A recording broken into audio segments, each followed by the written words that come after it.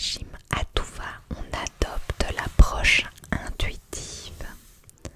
Vous vous sentez coupable après 3 chips. Vous pensez chaque semaine. C'est officiel, les régimes ont pris d'assaut votre vie. Céline Rombouts, diététicienne anti-régime, a développé une méthode pour vous libérer de ce carcan. Une diététicienne anti-régime. L'approche peut surprendre et pourtant c'est bel et bien ce qu'elle est. Sa philosophie, mettre l'accent sur une alimentation saine qui suit les besoins et les envies de votre corps. En d'autres termes, suivre votre intuition plutôt qu'un régime au moment des repas. Ou comment s'alléger le corps et le mental.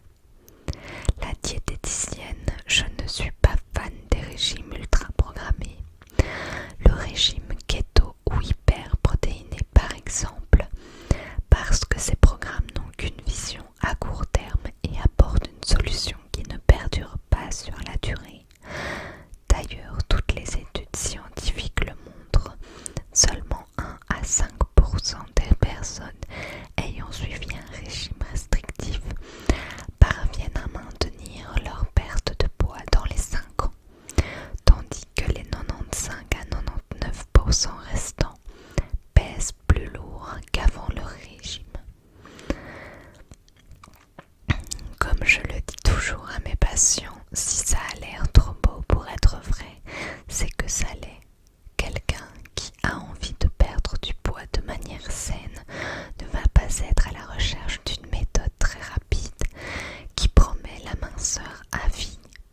Les régimes très stricts qu'ils multiplient, les règles et les aliments interdits demandent énormément d'investissement et d'énergie de la part des personnes qui le suivent. Pas surprenant donc qu'elles finissent par en avoir marre, surtout quand les kilos reviennent après un certain temps et avec eux l'impression d'avoir fait tous ces efforts pour rien. C'est pour ça qu'il est très important pour moi de mettre l'accent sur la mise en place d'un mode de vie sain sans se concentrer sur un chiffre sur la balance.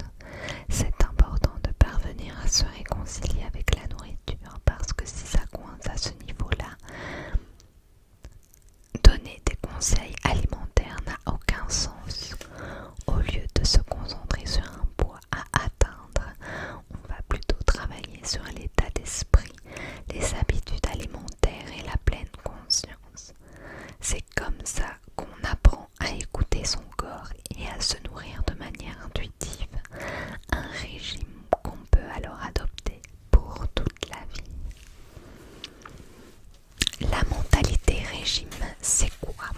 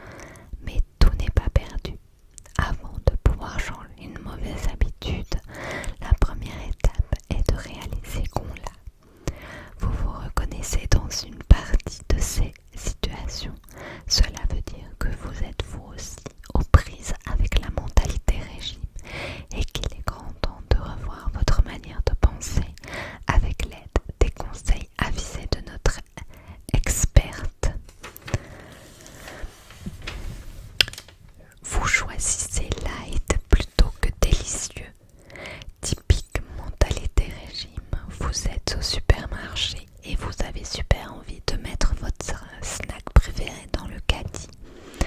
Mais rien que la perspective vous met mal à l'aise. C'est pour de même mieux de choisir une option plus saine, non? Le conseil de la diététicienne.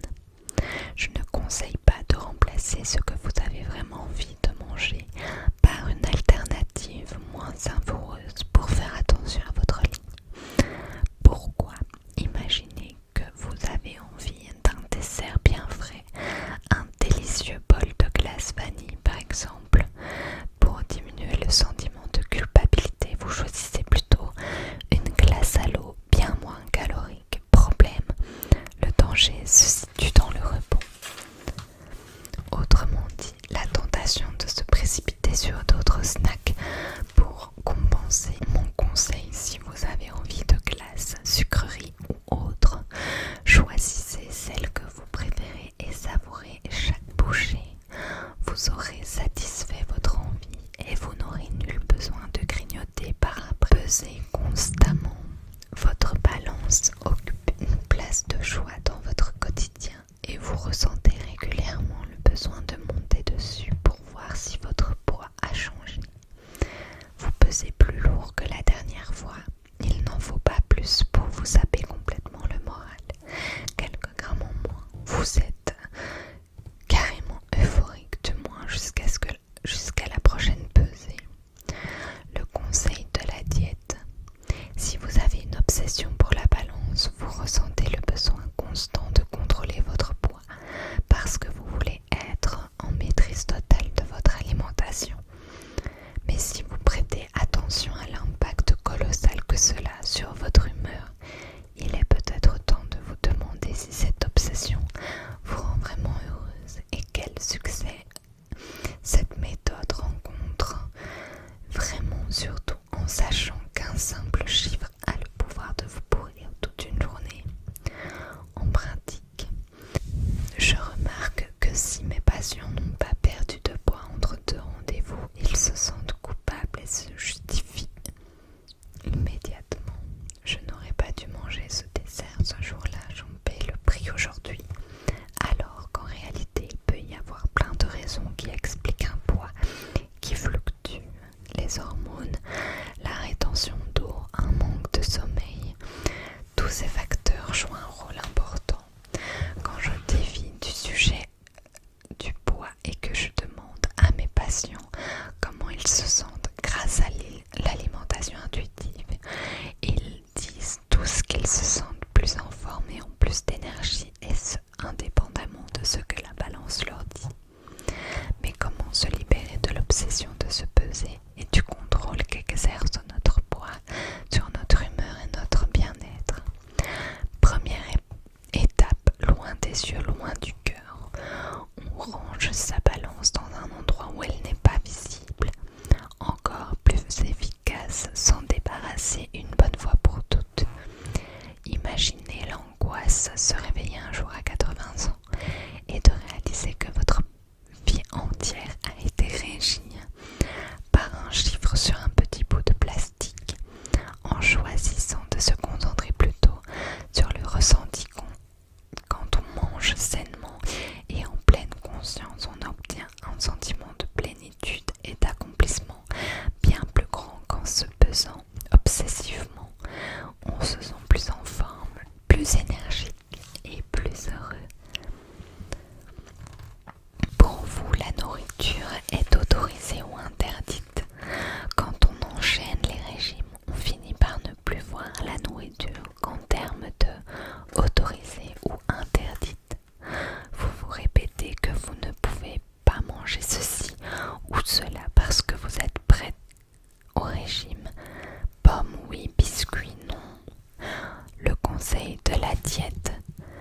Diviser les aliments de la sorte est typique de la mentalité régime.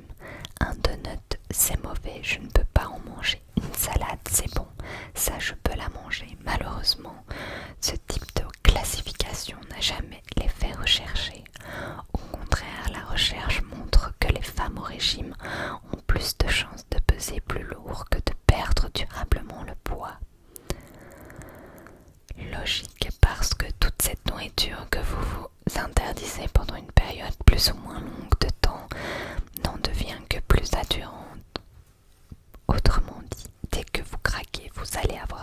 ça vous a